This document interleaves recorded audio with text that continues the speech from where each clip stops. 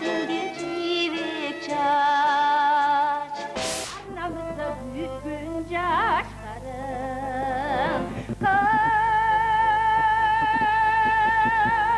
Kılıçta yütkürcüğüm Mağabadım Saydana oylundum Yıldızım çarpıp birken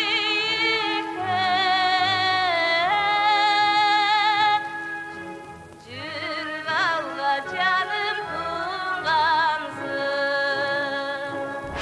Şirin oygu termene Çakşı görüm emnege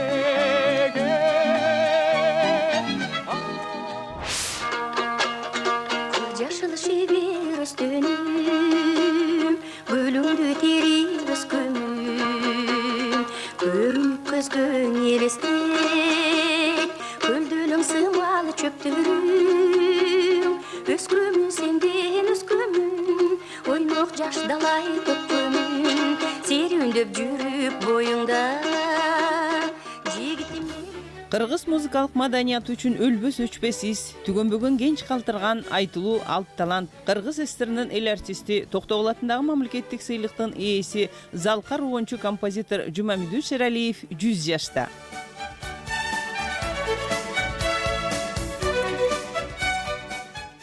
Ал Ат Башы районунун Туюк Богошт айылында 1915-жылы төрөлүп, 1994-жылы 79 жашында дүйнө салган.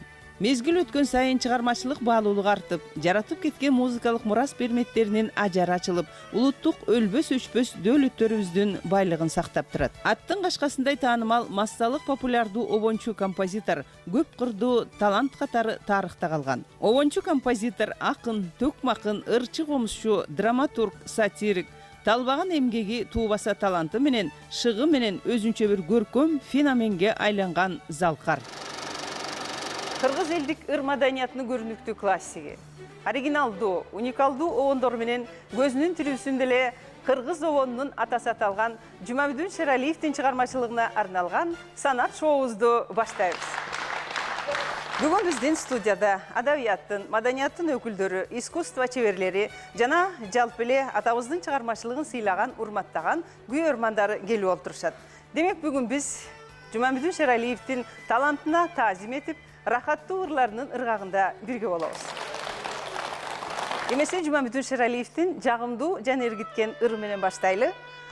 Кыргыз жайлоосу, Кыргыз Республикасынын эл артисти, Токтогул Сатылганов атындагы сыйлыктын ээси Анарбек Ибраев. Эй, салкыны таза төрүңдү Чалкыган жатыр көлүңдү Кайталап барып көп көрүп, картайтым кербей өмүрдү.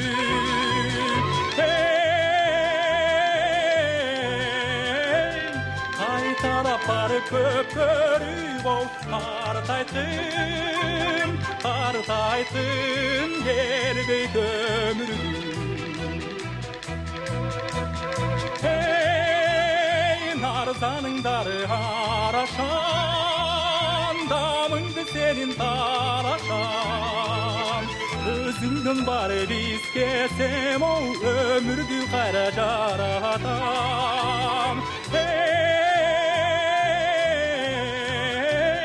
Өзүңдөн бары биз кесем, өмүрдү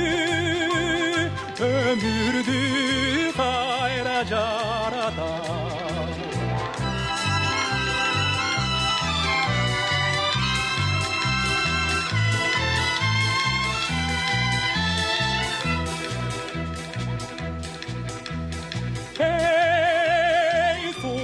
Mürök tepken bi, taşından kavkar çekken bi. Kılımdar kutmanı görkündüm o, Kırgızga berip ketken bi.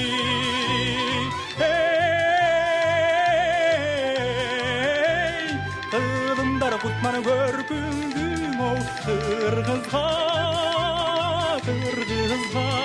berip ketken bi.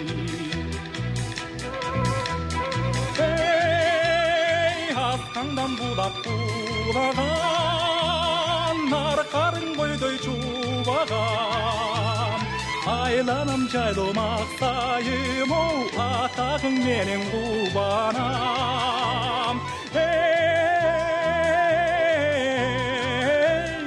айланам жайлым аксайым оу атагың менен кубанам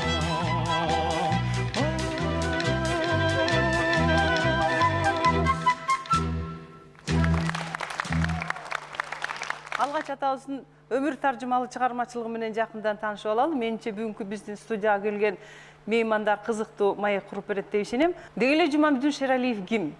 Анын чыгармачылыгы өзүнүн кесиптештеринен эмнеси менен айырмаланат? Өзгөчөлүгү эмнеде? Жумамдин Шералиев кыргыз элинин тарыхында өзгөчө бир өзүнүн орду бар. Улуу инсандын катарына кошулат. Кыргыз музыкасынын эң улуу löктөрүнүн бири.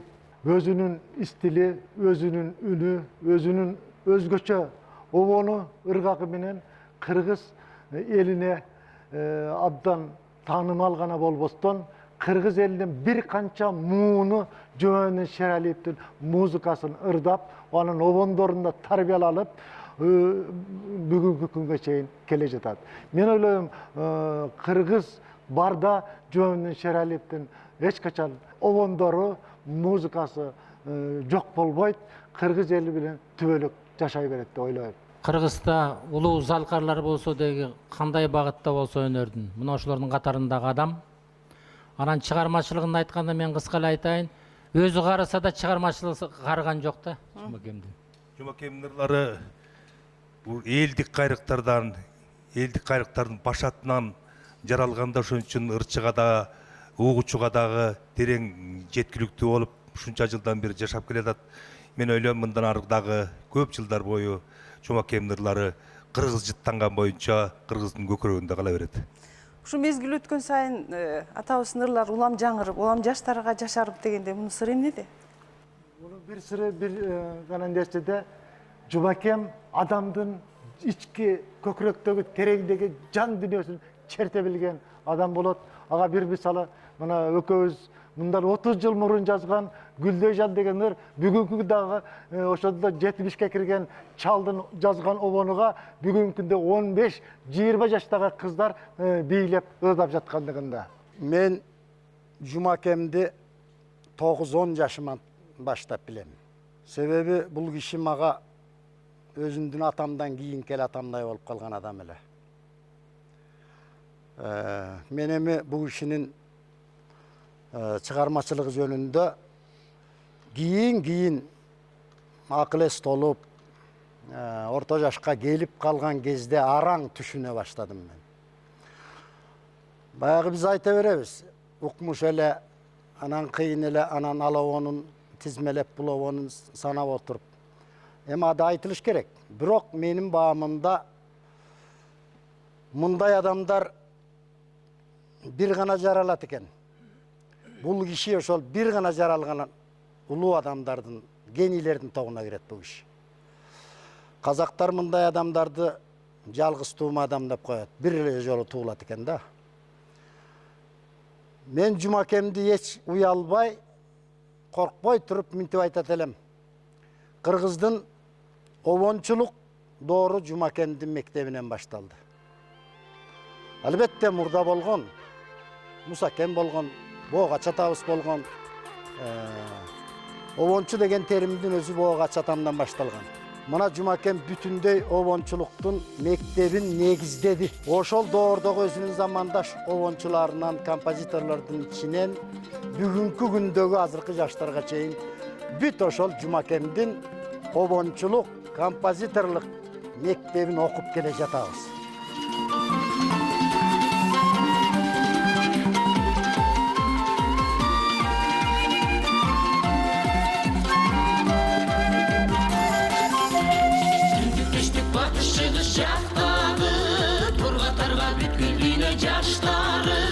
Биздин улан тынчтык эмгек досчулук белгилүү элдин муну жактары кала достур жүргүлө бар түшсүн биздин достук үлгү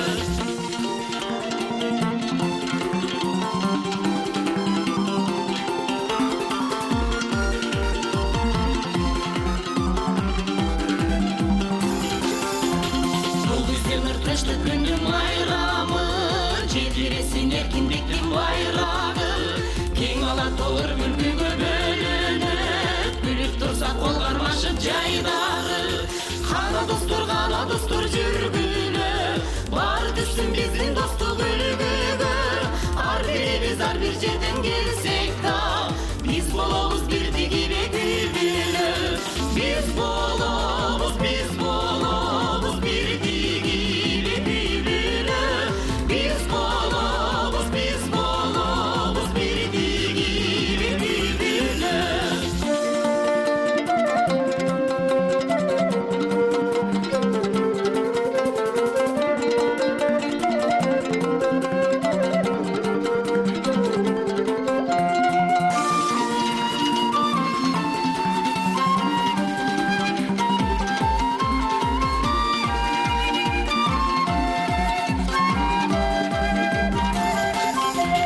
Биздин жүрөк үчүн достукту бул ынтымак досчулукту коргошту кээ бир дайли бир обондо бир үндө бүткүл жаштар үнүбүзгө үн кошсу кана достор жүргүлө бар түшсүн биздин достук үлгүгө ар бир жерден келсек да биз болобуз бирдигине күйгүлө биз болобуз бирдигине күйгүлө биз болобуз бирдигине күйгүлө биз болобуз бирдигине күйгүлө биз болобуз бирдигине күйгүлө. Кээ бир обондордун бул элдин кеңири катмарына жетип кетишине бир чет обондон болсо да экинчи четинен аткаруучу жагынан эл арасында кеңири тарап кетти деп ойлойм. Мисалы үчүн 1934 жылы чыккан түшүмдөнү СССР Союзунун эл артисткасы Кайыркүл Сартбаеванын аркасында бүгүнкү күнгө чейин угуп келатат. Түшүмдө деген ырды биздин улуу эжебиз Валиуллина эжебиз аткарган мен илгери бала кезимде укчу элем. Анан сөздөрүн Жумамедин ага алып келген экен. Ошо сөздөрү менен отуруп Асанкан Жомокматовичтин кабинетинде анан сөз кылдык да кандай кылып жаратабыз бул ырды. Мен мурун ырдаган жок элем деп анан ошо нотасын ар бери жазып бере коюшту. Ошо нотаны карап туруп мен ушу түшүмдө деген ыр менен таанышканмын. Биринчи жолу ушу улуу композиторубуз менен. Анан бул ырды мен ырдап симфониялык оркестр менен Москвада ырдап, чет мамлекеттерде ырдап, абдан чоң жакшылыкка жеткенмин. Колонный залда чоң концерт болду. Ошол концертте мен түшүмдөнү Силантьев баш болгон, жетекчи болгон симфониялык, эстрада симфониялык оркестр менен чыгып, аябагандай кол чабууга, гүлдөргө бөлөнүп абдан сонун болгон. Анан ошондо Жумамедин байке залда отурганда, анан балдагы менен акырынан эл аябай кол чабышты да. Ошондо ал кишини сахнага чыгарышты. Ошо сахнага чыкканда көз жашы кылып сүйүнгөндөн го болгондо. Ушинтип ойлойм мен. Анан мени маңдайыман өп, ыраазымын каке, Кайыргүл, ушул сенин добушуң булбул үнүң эч убакта өчпөсүн деп батасын берген. Эми ушундай бата менен баягы жамгыр менен жерге көрөт дегендей бата менен элге көрөт деп ушу агамдын берген батасы менен ушуга чейин жашап келатсам керек. Мен ойлойм бул Жумамедин агабыздын чыгармачылыгы өлбөс, өчпөс мааниси бар, кыргыз эли барда эч убакта өчпөйт.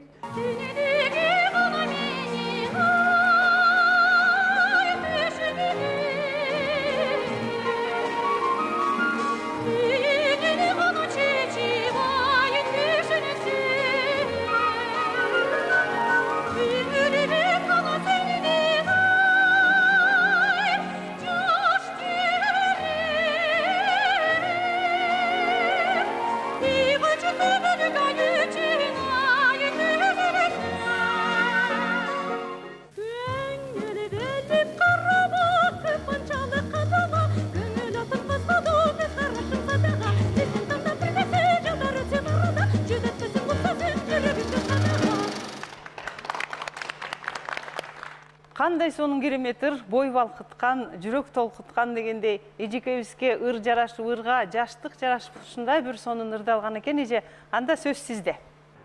Кыргыз радиосунун алтын казынасында 11-12 чыгарманы оркестр менен жазгам. Симфониялык оркестр менен, эстрадалык оркестр менен, Шералиевдин ошондой эле эл аспаптар оркестри менен жазылган. Мына ушундай сонун ырлар, биринен бири башкача угулган мажорлук жана айтылып кетти ырлар адамдын жүрөгүн, жаштыкты, өзү ушундай жүрөгү жаш болуп соккон адам экен да. Калый агай айтты эле, композитор эстерин эл артисти, композитор агай. Ушул Жумакеме ушунчалык таң калам дейт. Өзү ушу кичинекей адам жазган ырларын көрсөңүз бүтүндөй ушу кыргыздын ичинен чыккан сонун ырлары мажорлук ырлар дейт. Мажорду жазуу өтө кыйын. Ошо киши айтты эле, композитор агай. Минорду жазуу оңой мен үчүн дейт. Вот мажор мен жаза албайм. Кантип ушу киши мажор жасат? Чындыгында менин ырларым бүтүндөй эле мажордон турат да. Ошондуктан эл арасына дагы көбүрөөк таралып калдым го деген ойдомун да. Жумамедин Шералиев атабыздын көптөгөн чыгармалары тасмаларга жазылып, биздин кыргыз телевидение радиосунун алтын казынасында сакталып турат.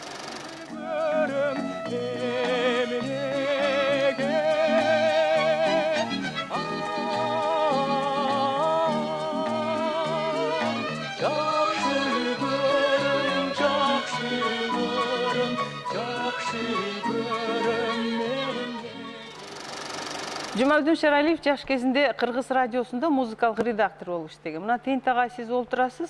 Кыргыз Республикасынын маданиятына эмгек сиңирген ишмер, белгилүү журналист. Атабыздын көзү тирүү кезинде бир 3-4 жолу интервью алган экенсиз. Ошол жөнүндө, ошол туурасында кеп кылып берсеңиз, анан журналист катары дагы. Журналист катары киши менен бир 10 жылдын ичинде бир 4-5 сааттык маек курду беле. Анын ошондо жогоруда кишилер айтып өтүштү, музыкант катары, обончу катары, адам катары кандай экендигин жакшы айтты. Мен ошол ал кишини көзү өткөндөн бир жылдан кийин, тактап айтканда 1996 жылы 1 сааттык радиодон уктуруу даярдаптырмын. Ал улуу тоонун улары деп аталат. Эми ошондо мен барган сайын албетте үйдө барам да. Барганда эми ушул кишинин эки колтугунда эки таякты турганына карабай ушунчалык жеңилдиги. Тим эле жаш балада ыргып, ордурап туруп таң каласың. Колу бутубуз аман эсен туруп, андай кыймылдай албайт. Көрдүңүзбү? Эмне деген адам деп биякта карап отурган киши таң калат. Жеңилдигине, ыкчамдыгына, анан мүнөзүнө ушунчалык жумшак. Кадимки келе кой уулум, кандай борбордо келип калдың? Айт ого, эмне жаңылыктар бар деп ушунчалык көңүл коюп, анан жогоруда да айтып өтүштү, бул киши обончулугу түшүнүктүү, музыканттыгы түшүнүктүү, журналисттигинде айтып. Эми ал киши укмуштай төкмакы болуптур. Мамбет деген ошол драма театрда бир дагы төкмө чалышкы артист бар экен. Ошону бир күн отуруп экөө чөгүп ырдап кириптир. Анан Мамбет айттыр, тиги 9 турого бир кезде төштүк келип кеткен деп. Ырын суу жетилде да, ага жооп бир 5-6 сабак келтирейин. Беритен эли баштабай, баштап ийдиң манастан, элибизге күөлөп, эжебизге күөлөп келген дейт манас таластан. Калып айтсам өлүп кетейин, манасты сенден талашсам, манастан башка баатырлар бүт нарын тараптан. Курманбек жарышпайыштар касташкан жосун сайышкан дейт. Көрдүңүзбү? Ушул эле сөздүн өзү эч кандай жанакы улуу чоң төкмакылдарды эч айырмаламайт. Ачташып кетет экен. Көрдүңүзбү? Көрсө бир эле талант, бир эле обончулук эмес, чоң акылдык да бар экен. Жумамедин абабыз обончулугу бир жагы, ал эми акындыгы да өтө бийик деңгээлде болгон экен. Жана бу жерде айтып кетишти, обондорунун сөздөрүн өзү жазган көбүнчө. Анан Кыргыз Республикасынын эл артисти Төкмакын Ашырал Айталиевичи. Мен филармонияга жаңы келгенде, ошондо Жумакен менен бирге экөөбүз кадыресе сахнага чыгып айтышып ырдачыбыз дейт. Ошо айылдарга барганда бизди мурун кой берчи дейт, аксакалдардан мурун. Анан ошо жетишкендерин айтып, кемчиликтерин айтып, кадыресе экөөбүз ырдачыбыз. Кийин мен ал өнөрдү, акындык өнөрдү улантып кеттим. Жумакен болсо багытын обон жака бурду дейт. Мен азыр сиздерге ушу Жумамедин абабыздын өзүнүн замандашы болгон өзүнүн абдан баалаган өнөрпозу болгон Залкар ырчы кыргыздын Кыргыз Республикасынын эл артисти Муса Баятовдун аты Актала районунун борборуна коюлганда ошондо Жумакем арына ыр жазган экен. Ошолорунан мен азыр сиздерге үзүндү ырдап берейин.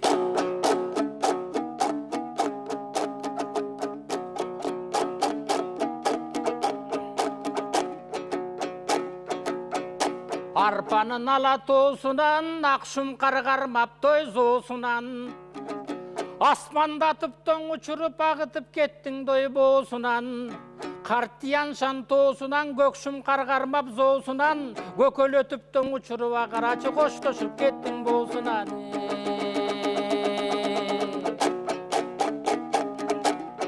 Көнөр бөсөнөрдөй такшалып, биргестең өнөрүң менен дой мактанып, эрмегиң элди кубантып, эл кызматындай аткарып, жазуугаң элдин кумарын жашыңдан чыктың аттанып. Кубанып элиң турганда кыздар айган ой шаттанып, уядан кеттиң учуруба, ошо учеңгел адал башпагы.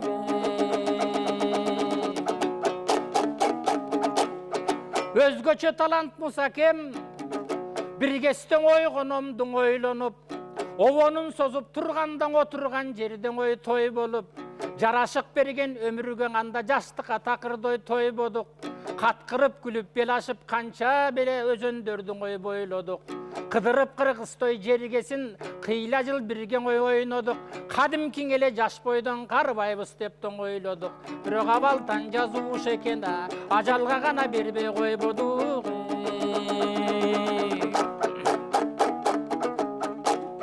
Олуксаң 15 жаш жагым, ошону мыктыдой баштадың.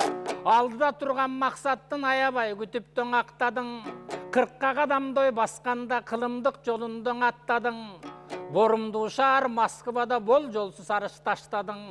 Келчиген искусствоңдун теминип алган ой баштадың. Коңгуроодой үнүңдү коштоду кыргызтой асманың. Улуу доордун азыркын узак жолундой баспадың. Анткени каршы койдуң өзүңө кайкап билет ажалдой капканын. Ол чойгон талант өзүңдүн айла жок бүгүн таппадың. Каниет буга кылалы калкыңда калды дастаның.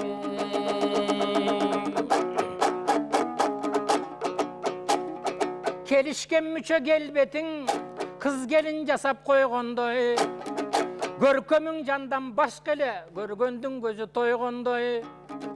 Каткырып күлүптөң ырдасаң калчы эмес жүрөктөн койгонбой. Жалпың ел разы болчу эле жашанга басып конгондой, жаңы элең ай толгондой. Жалп этип өтсүң бул өмүрө, кантели жашарча эрте солгондой. Бөлүнүп башка жердесиң, билебиз кайраң ой келбесиң. Биргесте Акемдин ырдап термесин, токомдун чертип кербесин. Кыскасын сөзсүн айтканда Кыргызстан таппайм теңдешиң. Ар дайым сени унутпайта, Мусакең ак калпак кыргыз жердешиң. Деп ырдаган экен. Жумамдын Шералиевдин ырлары бүткүл Кыргызстан эмес, андан тышкары геомейкиндиктерге да тараган. Айталы Япония, Монголия, Кытай жана башка көптөгөн өлкөлөрдө ырлары жаңырган. Мына ушундай жакшы ырлардан куралган попурини кыякчы кызыбыз Айнура Бердигулова аткарат.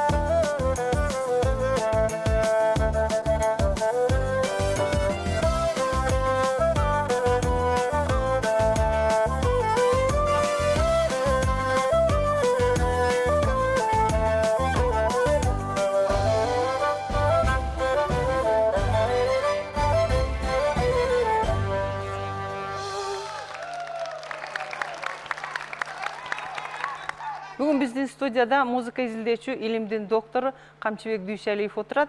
Анда ушул илимий көз карашта сиздин пикириңизди уксак. Залкар обончу анан композитор болгон. Анткени бул киши нота менен иштеген, чоң спектакльдерге музыка жазган. Азыркы айтып кеткендей, Үкөй спектаклине, жана башка спектаклине музыка жазып, аны оркестровкалап, композитор сыяктуу иштеген адам болгон. Жумабдин Шералиев кыргыз профессионалдык музыкасындагы түптөөчүлөрүнүн бири. Анын көптөгөн чыгармалары симфониялык оркестрга салынып, фортепианоға иштелип чыгып, камералык хорлорго, камералык оркестрларга иштелип чыккан. Азыр мына биздин мамлекеттик камералык хордун аткаруусунда атабыздын Укчу эркем аттуу чыгармасын угалы. Башкы хармейстер Кыргыз Республикасынын маданиятына эмгек сиңирген ишмер Гүлбара Маматова.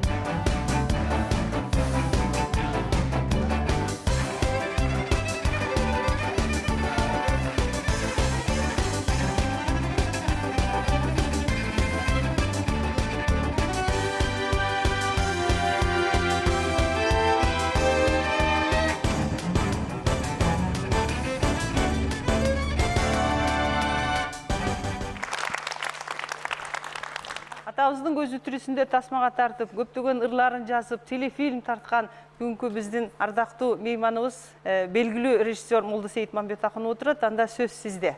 Жумакен менен 1969-жылы 10 классты бүткөндө ушу театрга артист болсамбы деп Нарын музыкалуу драма театрына келип калдым.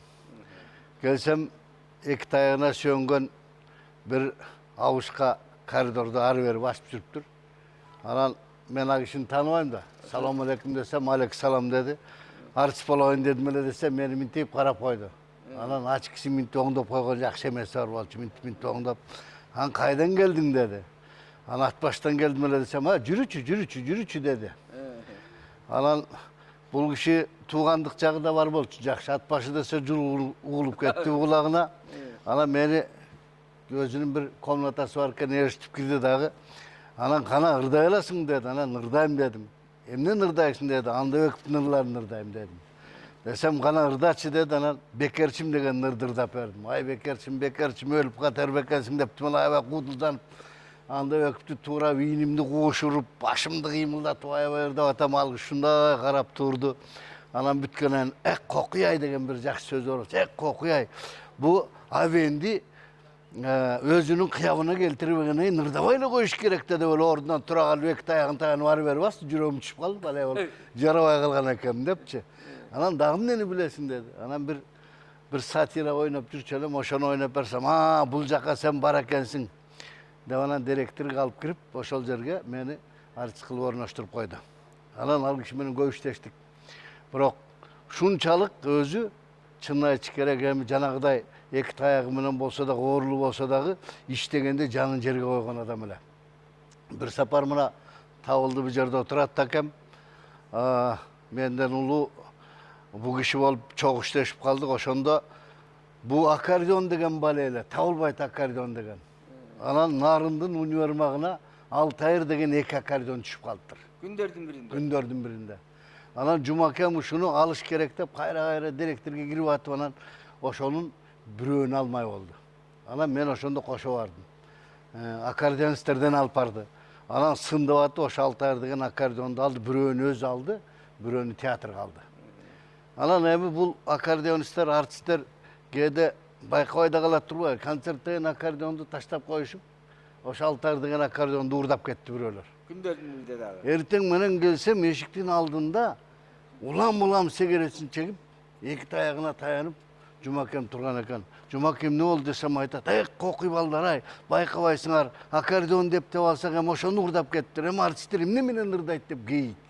Тим эле кадимкидей кейит десең, тим эле бир тууган жоготкон кишидей кейит десең, жарыктыкы ушунча эмне кейит деп ойлодум да. Анан ошо менен табылбай калды. 3 күн өткөндөн кийин үйүндөгү аккордеонду алдыртып келди. Үйүндөгү аккордеонду алып келип театрга берди. Мана балдар, эми муну жоготпой жакшылап кармагыла деп мына жумушту ушундай ардактарлы да. Анан ушу концерт болгон маалда ушу эки таягына сүйөнүп сахнанын артында концерт башталганынан бүткөнгө чейин турчу. Ар бир номурду тактап, кимдин артынан ким чыгат, ал кандай ырдап чыкты, чакырып алып, сен мындай ырдадың, сен мындай ырдадың, сен мындай ырдадың, балагетиңи алайын, сен мындай ырда деп улам үйрөтүп турар эле да. Мына ушундай асыл киши болчу да, карап отурсаң да. Анан кийин бул кишинин үйүндө да көп жатып калдым. Анан иримдеп жакшы көрчү да. Анан ушу эртең менен эрте кечинде жанагы фортепианосуна минип алган кишидей болуп акырын бүкшүйүп отуруп, ошонун ыргактарын ар бир нотаны гамманы басып, до, ре, ми, фа, соль дегендерди басып, өзүнүн ыргактарын келтирип ушинтип иштерле да. Бир сабырдын үстүндө таң аткыч иштеген күндөрүм мен өзүм күбө болгом да. Бир сабырга 10 чыгарыш үчүн. Ал бүт обонду эмес, бир сабырларына жазыш үчүн ошентип атып обон чыгарчу. Чынын айтканда бүгүнкү обончулар, кээ бир ырчылар ырдаганда жана көрүмдүк таппай бара болосуң, сюжет таппай бара болосуң. Жанаң эле машинада отургусуп эле, анан кафеге кирип эле, анан сыртка чыгарып колтуктап гүл берип эле бара беребиз. Бактын башына чыгарып. А Жумакендикинде сюжеттер жатат да, uzun сюжеттер, ойлор жатат да. Бул кишинин ырларын тартканга дагы абдан оңой болуп эсептелет. Бул киши менен мен 2 фильм тарттым. Биринчи фильм Сезимдеги обондор деп 80-80 жылдары ушу киши жөнүндө бир фильм тартып койсом деп аракет кылып жүрсөм, Сыдык Акмат деген бизде журналист бар эле, кайтыш болуп кетти. Ошол экөөбүз бардык Нарынга. Барып, передача тартып калдык. Эми ошондо жанагы карап бир койчу, күлүп бир койчу жылмайып деген ырды чыгарган кез экен. Мындай карасаң, ал киши ошол учурларда 70-тен ашып 80-дерге барып калган киши карап койчу жылмайып да азыр айта алабы? Эч ким айта албайт да. Мына ошол учурда Жумакаеваларды маңдайына отургузуп алып, ошол жердеги ким майрамда болсо керек, мына ушулардын баарын маңдайына отургузуп, ошонун манерасын үйрөтчү да ырдоо. Карап бир койчуң ай дегенде өң убасы бырышып, ачык изөсүнө жарашып, анан кийин бир мындай жаш адамдай болуп кетер эле да. Сен ошонун баарын жүрөгү менен берүүгө аракет кылчу да. Ошондой чыгармайынча, ошо артисттерден ошону чыгармайынча, ошо аракет кылып улам кыйнай берчү да. Мына ошол бир ошондой бир эпизодду мен тарткам. Кебезе жумшак эмин өзүң келтирет бакытты күбөсүн. Калыптанган неметей каректи калдың сүрөтүң. Кеткен кезде улгайып, кейбири чок, кейбири жамыңайып. Кетиреттиң ай улгайып, карап бир койчуң эй, күлүп бир койчуң эй, жылмайып. Жумабүдүн Шералиев 600-ден ашык саны менен сапаты айкалышкан сонун ырлардын автору дедик. Көп кырдуу талант. Драматург, мына барыңыздар айтып атасыздар, ырчы, обончу, комузчу, төк макундагы болуп кетет экен. Андан сырткары дагы биз сыймыктан айтып коючу нерсе, дүйнөлүк лидер чыгармалардын саны боюнча австриялык композитор Шуберттин катарында турарын биз сыймыктануу менен айтып коюшубуз керек. Жумабүдүн Шералиев өзүнүн ырларына, өзүнүн обондоруна текстин көпчүлүгүн өзү жазган да. Ошондуктан бул киши жазуучу деп айтсак дагы ашыкча болбойт. Анын ырларын патриоттук биринчи, экинчи лирикалык, үчүнчү сатиралык жана балдар үчүн көп темадагы жазган ырлары бар. Бу Шералиев обондорун жазууда, ыр жазууда бул шедеврлерди жараткан адам. Анткени анын жанагы элге кеңири тааныган Жибек Чаач жана башка ырлары ушунчалык эң сонун жазылганда жанагы айтып кеткендей жүрөктүн тереңинен жаралган ырлар. Ошондуктан Шералиевдин ырлары, обондору бул өлбөс өчпөл чыгармалардан болуп эсептелинет. Ошондуктан бул Шералиевдин ырлары жаштарды да тарбиялаганга, жаш өсүп келаткан ырчы таланттарга сабак боло турган чыгармалар болуп эсептелинет. Иштешип жүрүп бирисиге таң калдым. Ал өзү кадимкидей төкмөлүк касиети бар экен. Көптөгөн обондоруна өзү сөз жазган, сөздөрү күнү бүгүнгүндөр профессионалдык деңгээлде жазылган кадимки акындык касиети бар. Азыр айрым бир обончулар ошо Жумекемди туурайбыз деп өздөрү сөз жазып, өздөрү обондор чыгарып, өздөрү аткарып жүрөт. Бирок Жумекемдин ал деңгээлине таптакыр жетпейт. Анткени Жумекемдин жазган сөздөрү нукура кыргыздын, нукура элдик ыргакта поэтикалык жогорку деңгээлде жазылган сөздөр. Мен дагы толуктуу айткым келип атат. Жумабүдүн Шералиевдин обондорунда, ырларында көпчүлүк учурда мажордук тональносттер угулат да. Мажордук тональностка ырларын жазган болчу. Бул болсо, бул Шералиевдин кыргыз элинин салттык музыкасына көп көңүл буруп, ошонун нугунда жараткан обондоруна элестетет. Мындан сырткары Жумабүдүн Шералиев болсо, Советтер Союзунун убагында жашап кеткендиктен, ушул Совет элинин, айрыкча орус элинин музыкасына таянып, ошол орус элинин обондоруна, классикалык обондоруна таянып, ушу минордук ырларды дагы жаратып кеткен. Мына ошондуктан Шералиевдин ырлары өтө лат жагынан, берене жагынан өтө бай деп эсептеймин. Демек жаңылык киргизген деңиз? Жаңылык. Мындайча айтканда новатор болгон. Жаш балдардан чал кемпирге чейин бүйүр кызыткан сатиралык ырларынын бири Чек Муратты Токмок шаарынан келген Санат топ аткарат. Көркөм жетекчиси Гүлнара Иманова. Жарты бөлкө алсаң да жубайсыңбы деп турат. Байпак сатып алсаң да майлап берген деп турат. Байпак сатып алсаң да майлап берген деп турат.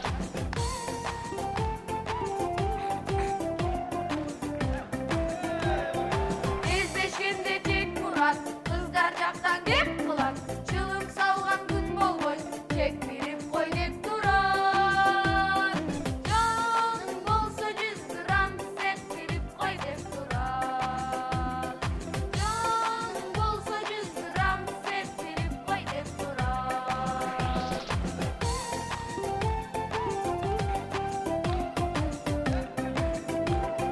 Жаман жери Чек Мурат айтканына бек турат.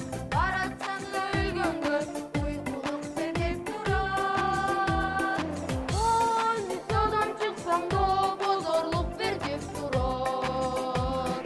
Больницадан чыксаң да бозорлук бер деп турат.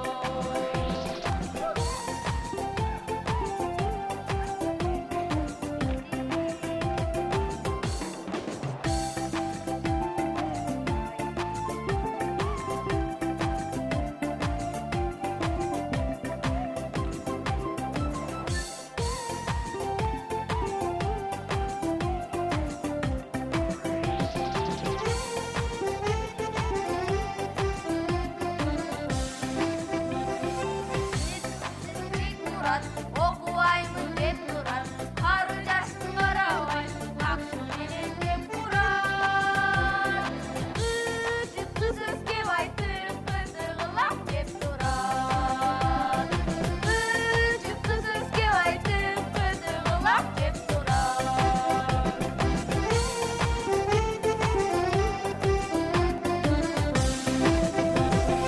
Кээде маңыз болгондой деп айтат ал ойдонбой. Иш турса да анан деп адаты бар толгондой. Ат эмес убакыт аса байлап койгондой. Ат эмес убакыт аса байлап койгондой. Менин досум Чек Мурат. Менин досум Чек Мурат. Биздин искусство корифейлеринин бири дирижер, композитор Насыр Давлесовдун айтканы бар экен. Ушу сахнага чыкканда ушунчалык өзгөрүп кетчү эле. Ушу келген көрөрмандар жакасын кармап, Кудай тобо көчөдө башка, ал эми сахнада ушунчалык өзгөчө болуп калат деп суктанган бар дейт. Мына ошол композитордун айтымында бул чыгармачылыгынын аткаруучулук чеберчилигинин бийиктиги, тереңдиги деп ойлойбуз да. Туурабы? Бул өзү ырдаган киши экен. Буга 1958 жылдагы 2-чи Кыргыздын Москвада өткөн декадасында Атайдын Эсиндесин оркестр менен ырдаган экен. Мунун өзү эмнени айтат? Значит, бул киши өзү дагы үнү жакшынакай болгон, ритмди жакшы билген, музыкалык жагдайы бар, ошондуктан ырдаган. Ошол Олимпиадада жеңип келгенден кийин филармонияда, оркестрда комузчу, аткаруучу болуп иштеп калган экен.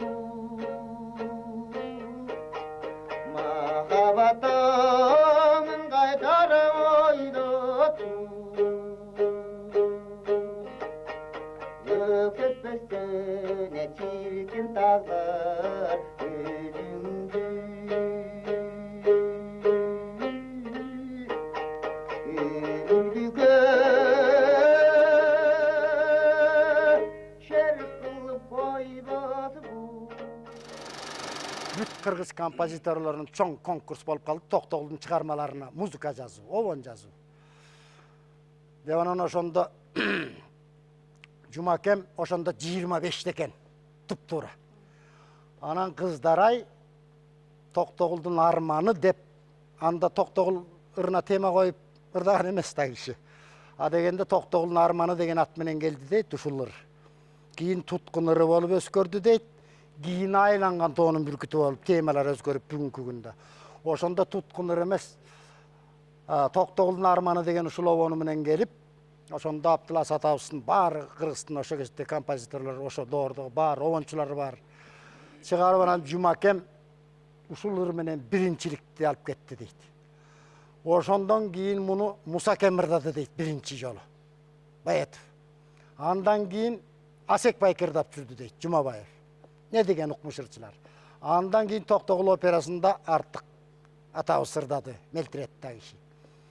Анан кийин мен ырдадым. Себеп дегенде 35 жыл мурда Насирдин Байтемировдун Тоо булбулу деген спектакль нарынга коюлуп Токтогулда ойноп калдым. Ошондо Жумакем ушул обонду мен деле билчү эмесмин да обон бар экен. Жумакемдин обону экен. Анан табылды айланайын. Ушул обонду үйрөнүп ал, кереги тиет деп үйрөттү. Анда ырдап чыктым, бирок билбейм. Ойноп атып ырдаган башка да. Ыйлап ырдайсың. Колуңда оор чынжыр кишен. Анан былтыр Токкомдун 150 жылдыгында мен өзүм Чоң Кербес деген спектакль жазып, азыр Кыргыз драма театрында коюлуп атат. Дагы эле Токтогулду өзүм ойноп атам. Ушул обон эсиме түшүп, лейтмотив кылып биринчи пайдаланып өзүм ырдадым.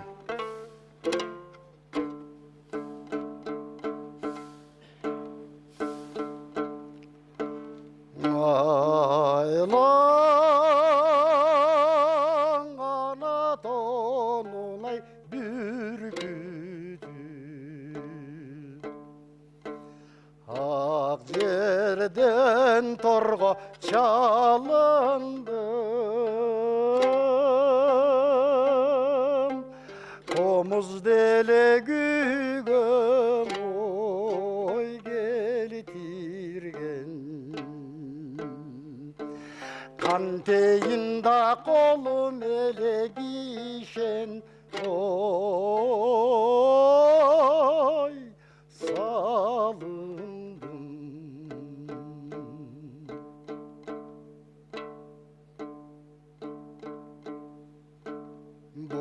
Budan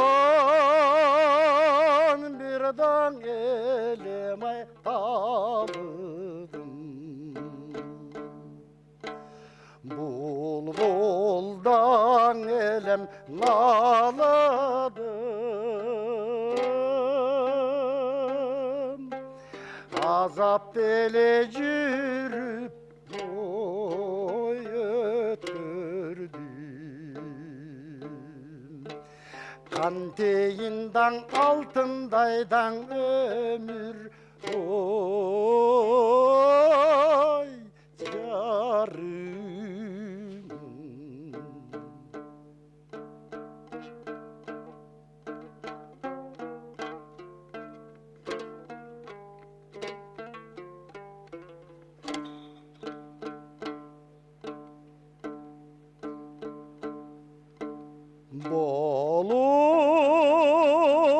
Boluştana gittim ay gezilip,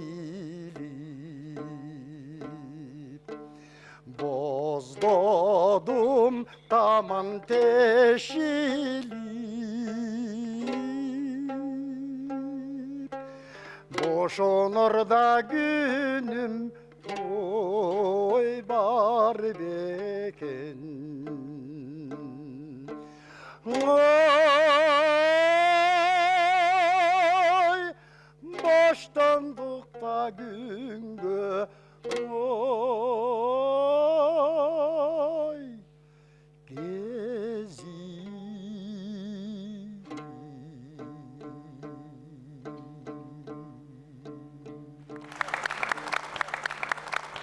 Bu kişinin жазган чыгармалары бүтүндөй кичинекей ыр болсо дагы өзүнүн диапазонунун кенендиги бир орточо ырчылар сөз жок сонун ырдай турган бир созулган бир классикага үндөшкөн сонун ырларда мен ойлойм мынау Айчүрөк операсы жазылганда ичиндеги обондордун баардыгы элдик обондор. Ошондуктан бул Айчүрөк операсы элге абдан жагып, ушул кезге чейин бул эметет, болуп атат.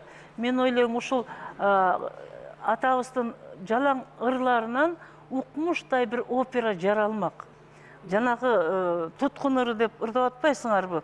Ошол эмне деген ыр? Муну Артык Мырзабаев агабыз оркестр менен ырдаганда бир укмуш сонун Токтогулдун арманы болобу? Ошол ыр.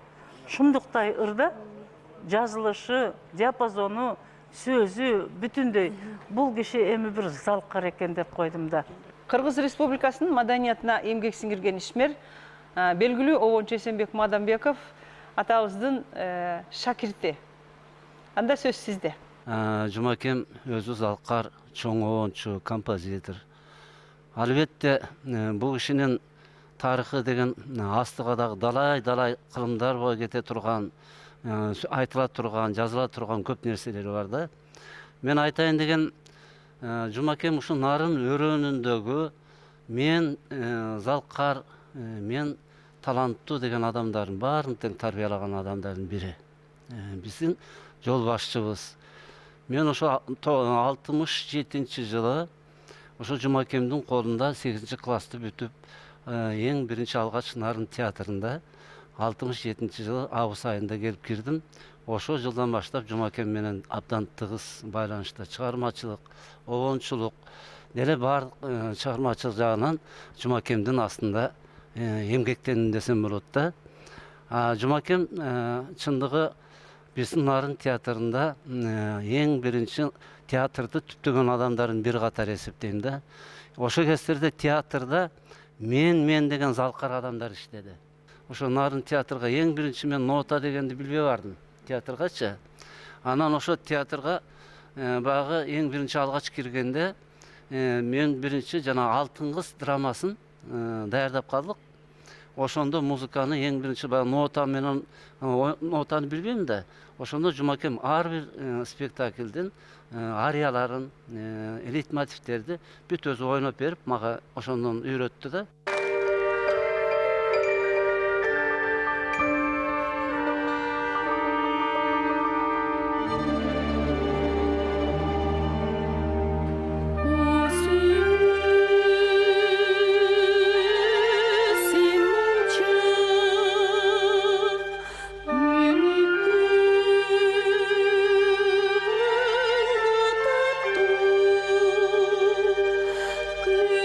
Что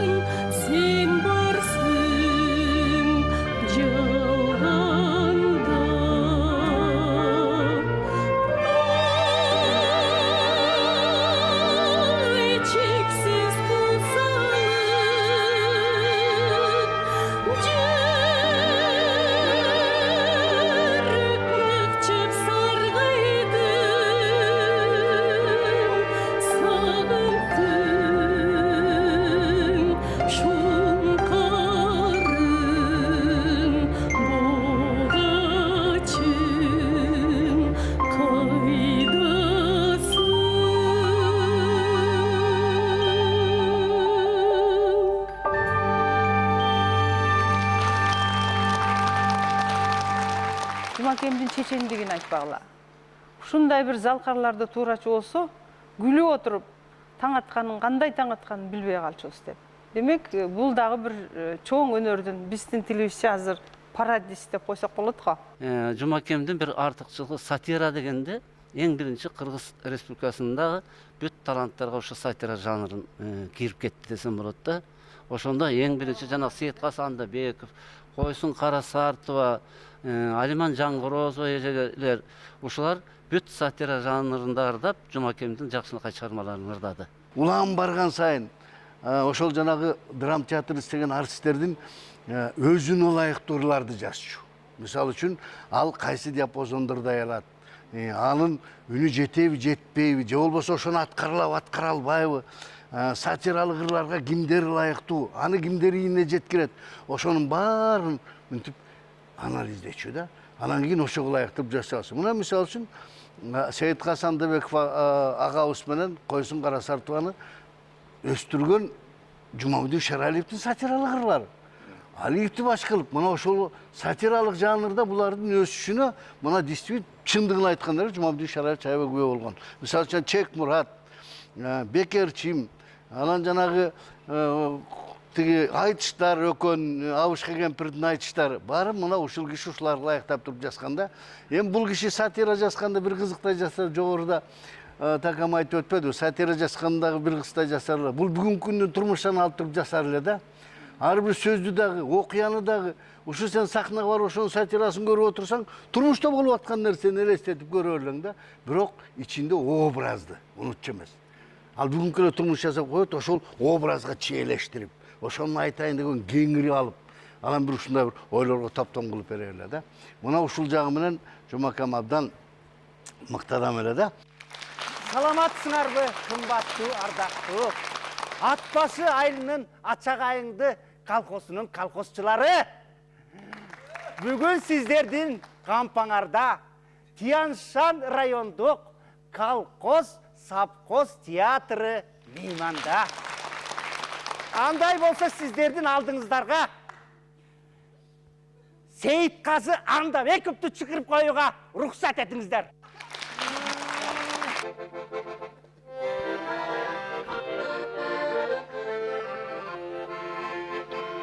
Акку жок жерде көлгөрсүз, көлгөрсүз, аял жок жерде элгөрсүз, аялдын иши теңдешсиз, ансыз биз шаңды жүрө албай, көйнөктү жөндөп жүрө албай, ооба, туура көргүлүктөй көрмөкпүз, көрмөкпүз.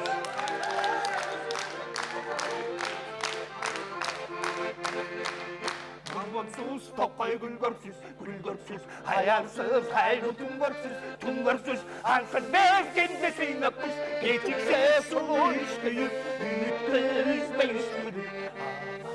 Туура үмүттү басып, түрмөкпүз, түрмөкпүз.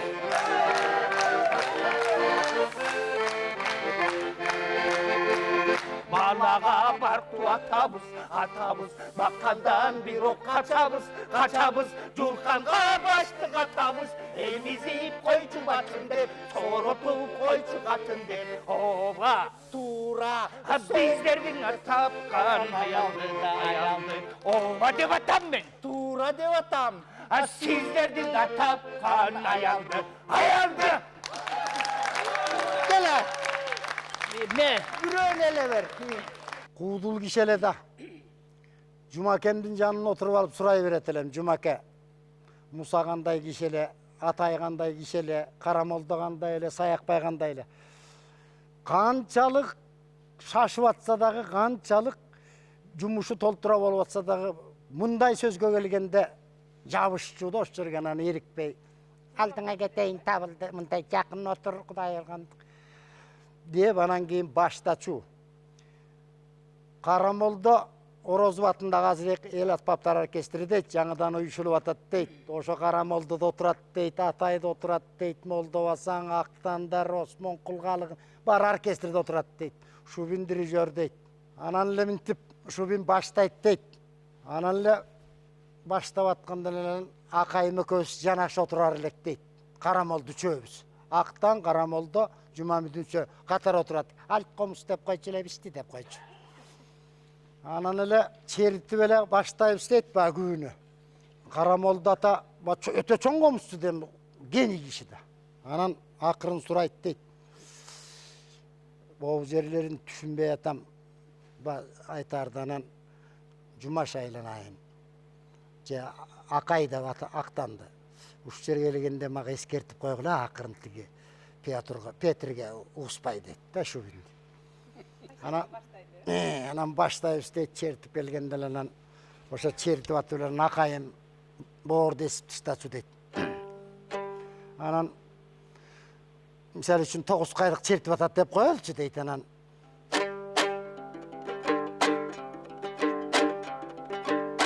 деп келгенде ушул батыраак же бир мындай неме баштаганда эле актанды карайт дейт Карамолдо деп эле анан актан ошо күүнүн ритми менен күүнүн обону менен чап Карамолдо, бас Карамолдо, тото Карамолдо, катуу Карамолдо, жай Карамолдо дегенде эле жанында калып угулук киши беле кеткенде эле шубин таягын шилтеп эле токто деп анан эмне Карамолдо эмне бузуп атасың дейт анан эле жагы киши орусча жакшы билбейт дейт.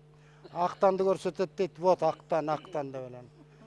Акай мун чыкпай отуруп калат дейт. Анан кайра баштайт дейт. Анан баштаганда жанагы жерге келгенде да кайтып койгула дейт. Макул дейбиз дейт. Анан баягы өйдө кеткен жер бар да, мисалы үчүн насыйкатты деп келип анан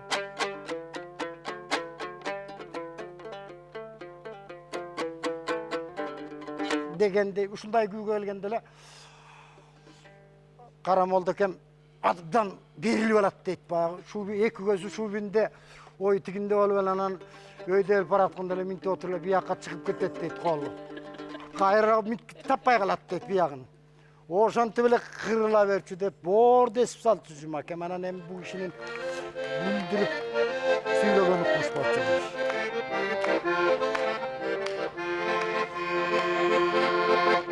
Eteden geçke bekersin, ayrı kerçin bekersin, tadatına atılmadı, jakşılıktan bekersin, yazmaydan tüketen bekersin, ayrı kerçin bekersin, tüketen bekersin. Bekar jerde sıyırday, belli tutmayday, layıktan işmerse, rızkıdan kalbay, cılan durgun koyulduğun, çok koyuyorsun buydarday, ayrı kerçin bekersin, jakşılıktan bekersin. Yaylığı çıkıp tanımasın, cırgağanın olsun, cümleğine çıkmaday, tutkanda tarın kıpmasın, okta koyuyorsun, oğul kazandırlar tutun, ay bekersin, vizga bolları bekersin, bekersin, ay bekersin. Gel aya. 57-жылдан 94-жылга чейин өмүрүнүн акырына чейин Нарын музыкалык драма театрында музыкалык бөлүмдү жетектеп иштеген экен. Ошол учурда ондогон спектакльдерге музыка жазып, музыкалаштырган экен. Андан сырткары өзү дагы Үкөй аттуу музыкалык драмасын жазган. Ушул драматург катары Эгемберди ага сиз бирге иштешип калган экенсиз, сөз сизде. Барыңыздар билесиздер, Нарын театры музыкалдык театр. Бул театрдан Кыргыздын эң мыкты көптөгөн эл артисттери чыкты, көптөгөн өнөрпоздору чыкты. Кыргызга жоон топ мыкты артисттерди, драмалык артисттерди берген театр. Ушул театрда музыкалдуу спектакль коюлуп калды. Мындан ушу 30 жыл мурда Аксаткы менен Кул Мырза деген менин драмамды ушул театр сахналаштырабыз деп калды. Ошондо бир 10 күн мурда баягы премьера болордон мурда мени театрдын жетекчилери чакырды. Анда азыркы ырматтуулук Алмаз Зарлыкбеков режиссер болуп иштечү.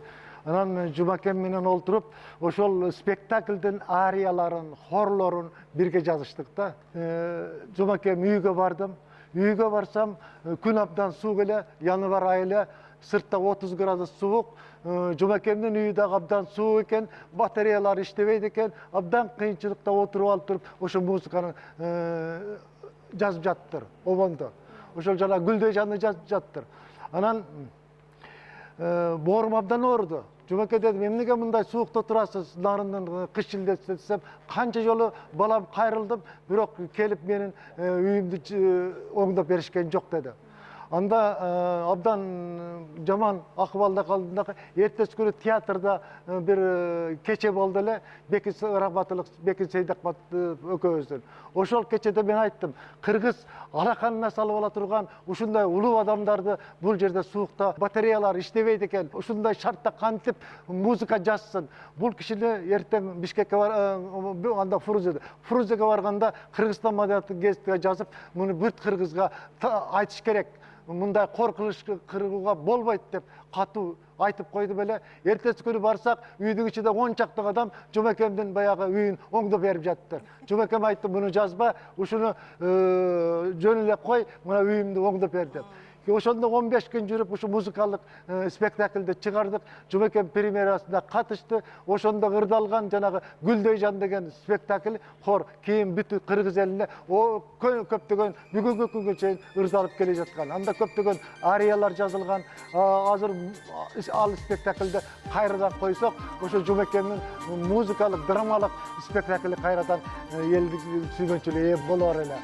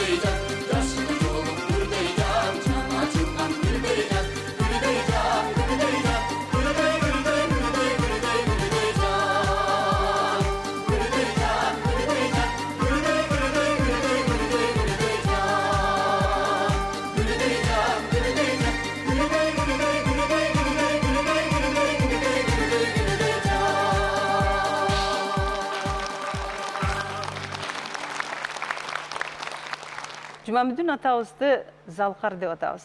Мына ошол залқарлыктын, чыгармачылыктын башаты кайдан башталды болду экен? Сөздү ушул жака бурсак, биздин студияда бүгүн атабыздын эки кызы отурат. Нарынкүл Шералиева жана Турдугүл Шералиева. Сөз сиздерде, Нарынкүл. Ушу нотаны өзү жазып, архивке таштап кеткен үчүн көп нерселер калып калды. Эгерде нотаны билбей, жазбай калса, биз ойлойбуз ушу жана айтылып аткан 600 дегендей, ошолор чыгармалар билинбей деле калмак экен. Анткени көп чыгармалары элдик болуп кеткен. Өзү дагы үйдө отуруп радиону угуп аткан мезгилде ырлар чыгып калса, бул элдики болуп калыптыр деп сүйдүп. Элдик болуп калган турбай, мейли эми элдик боло берсин, элдик бойдон эле кала берсин деп аябай сүйүнчү да. Биз ошону менен эмнени айткыбыз келет? Кенендиги. Ушундай бир элдик киши экенин эми билип атабыз. Эми айтып отурсак, чын эле биз жалгыз эле азыр обончулук жайын көбүрөөк карап атабыз. Буюрса, биз дагы бир китеп чыгаргантабыз, акындык жагын көрсөтөлү деп. Анткени көп чыгармалар өзүнүн ырына жазылган. Интермедиаларды болсо, мына Нарын музыкалык драма театрында өмүр бою иштеген. Ошо Нарын музыкалык драма театрынын артисттери аткарып келүүдө. Пьесаларым болсо Үкөй пьесасы Кадырбай Мамбетокунов менен чогуу иштешип, Үкөйдүн бир 70-80% уже жазылып калды. Аксаткын менен Кул мырза мына бул жерде Эгемберди Эрматов агайыбыз отурат, Азат түшүрүп көбү жазылып калды. Ушу үлгүрсөк 100 жылдыкка чейин деле ушулардын баарын чыгарып алсак деген ой болуп атат. Атабыздын 100 жылдык мааракесине арнап мына мурунтан эле баягы бир дагы жерде калбай ырдалып келатат.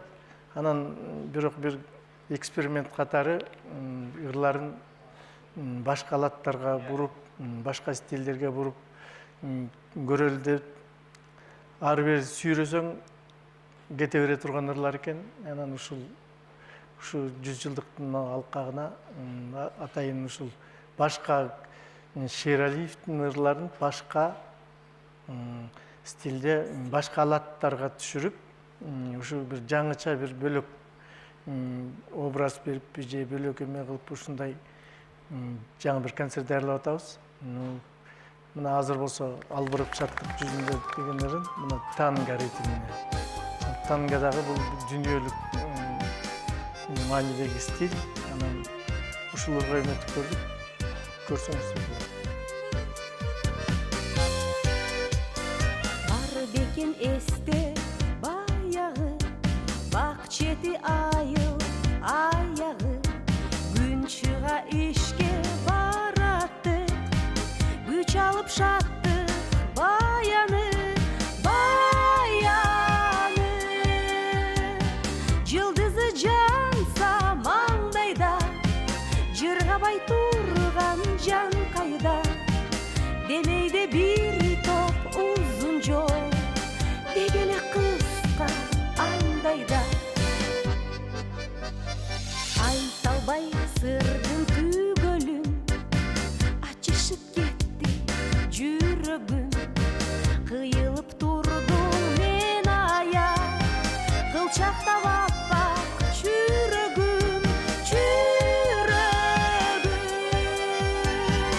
Ишиңе калдың кайрылып, ичсиз да бараң айрылып, кызматка кеттим мен дагы, кыскарган жолго кайрылып.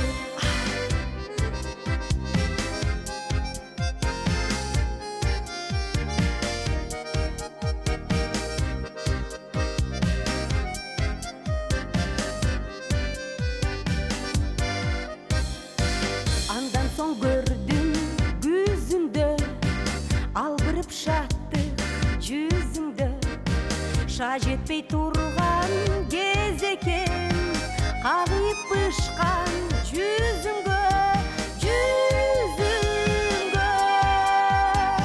Байкалбай көбел жайнаган, башталды сырлар кайрадан, гүлдөткөн сүйүк бутагын, гүл турмуш сенден айланам.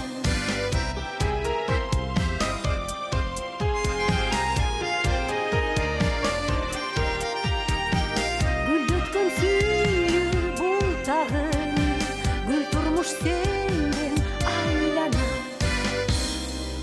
Атабыздын чыгармачылыгынын башатына токтололчу, ушул кандай үй бүлөдө жаш кезинде эмнелерге кызыккан, жана биз угуп калабыз, жана ат башыдагы погран заставада Миша деген солдаттын баянынын музыкасы аябай таасир берген дейт. Биз уккандан кичинекей кезинде минтип калчу да, эгерде мен ушу ырга берилип кетпесем, мен анда жөөгүлүк болмокмун деп.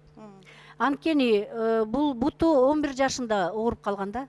Ага чейин тушоо тойдо биринчиликти берчү эмес экен. Алдыга жүгүрүп кетчү экен да. Анан ойлойбуз, ушу өзү деле айтып калчу, кичине көз тийгенби депчи.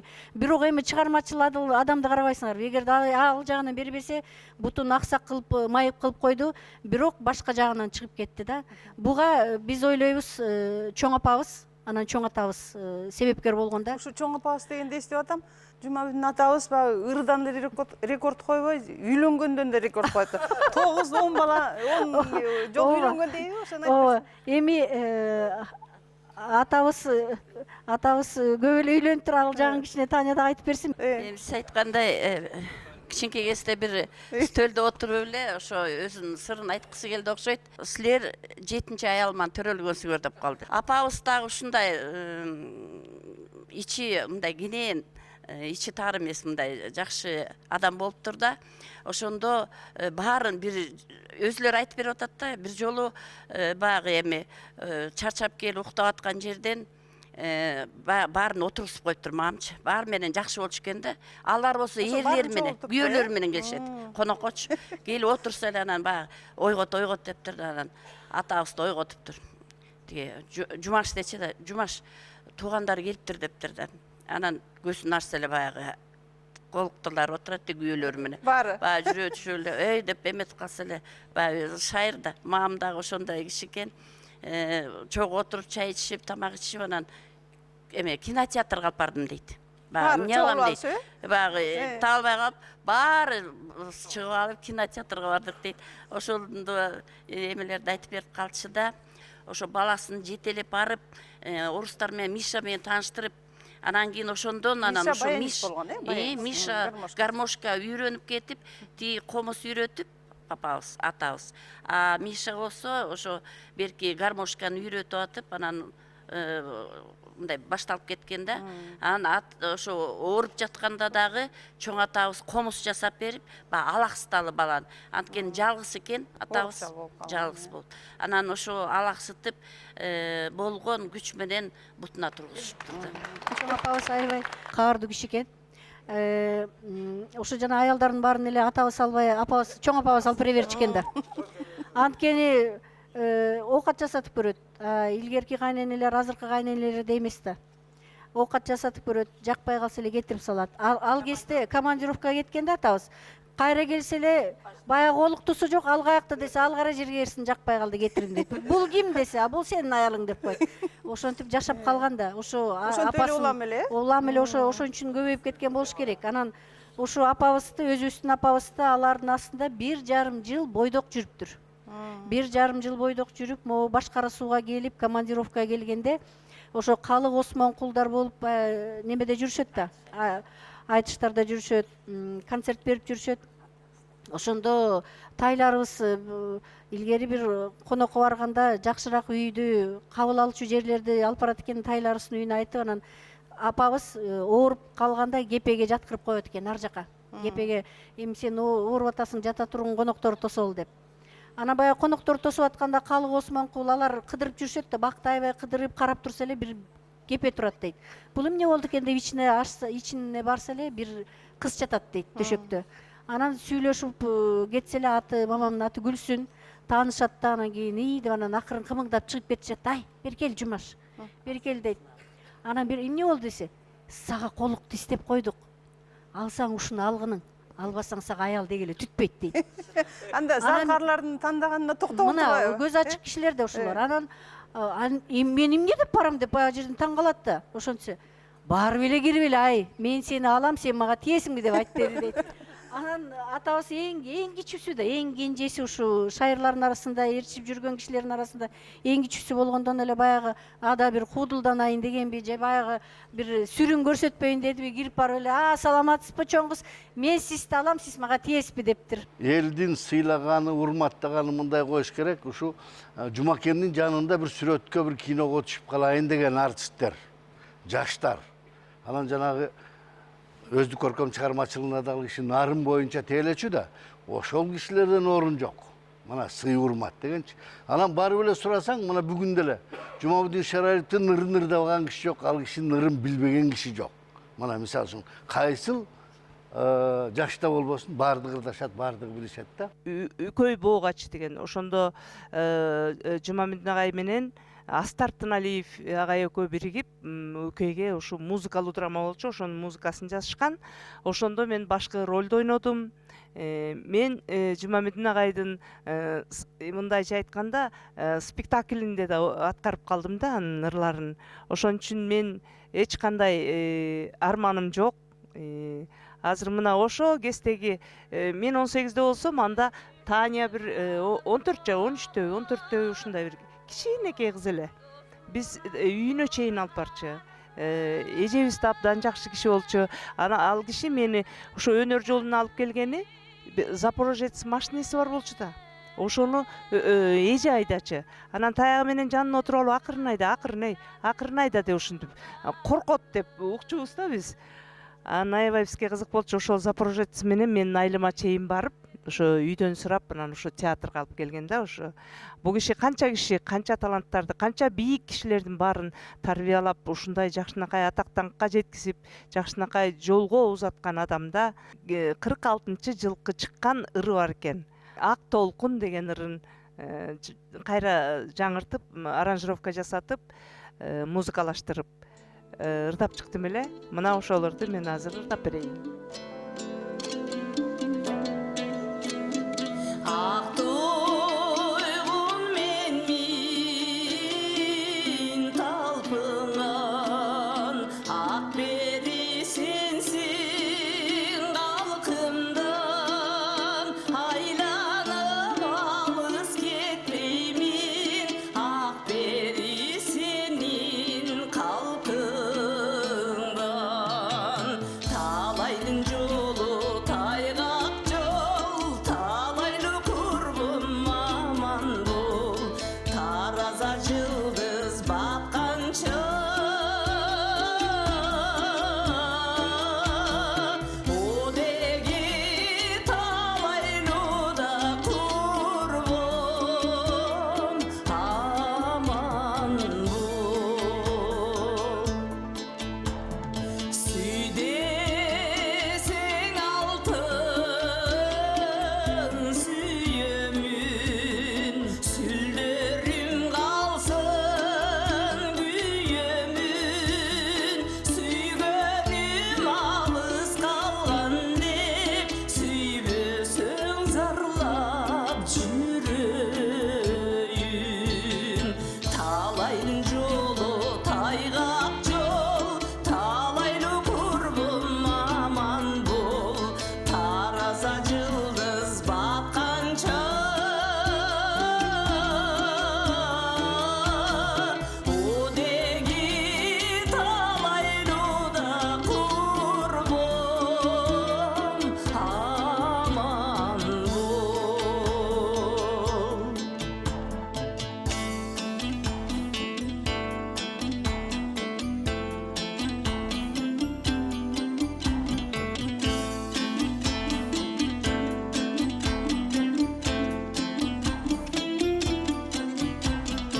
Ак жибек болуп чубалсаң, ак көбүк болуп мунарсаң, ак селде толун мен келип, ак толкун келип кубансаң.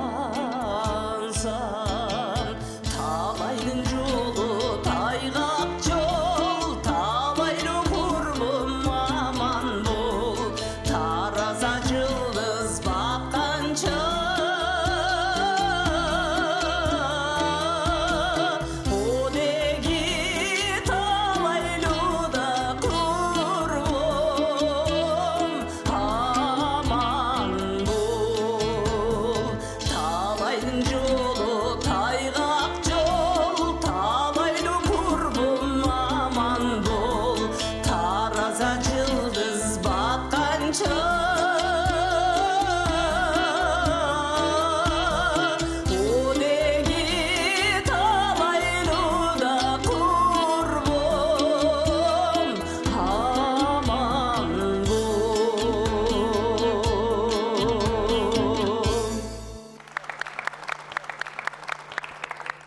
Эгемберди агай, сиздин бир айтканыңыз бар экен, ошо 70 жашка чыккан чал кыз жигиттин жүрөгүн туйлатып, огондуу ырларды ырдатып, бийлетип койгонуна таң калам.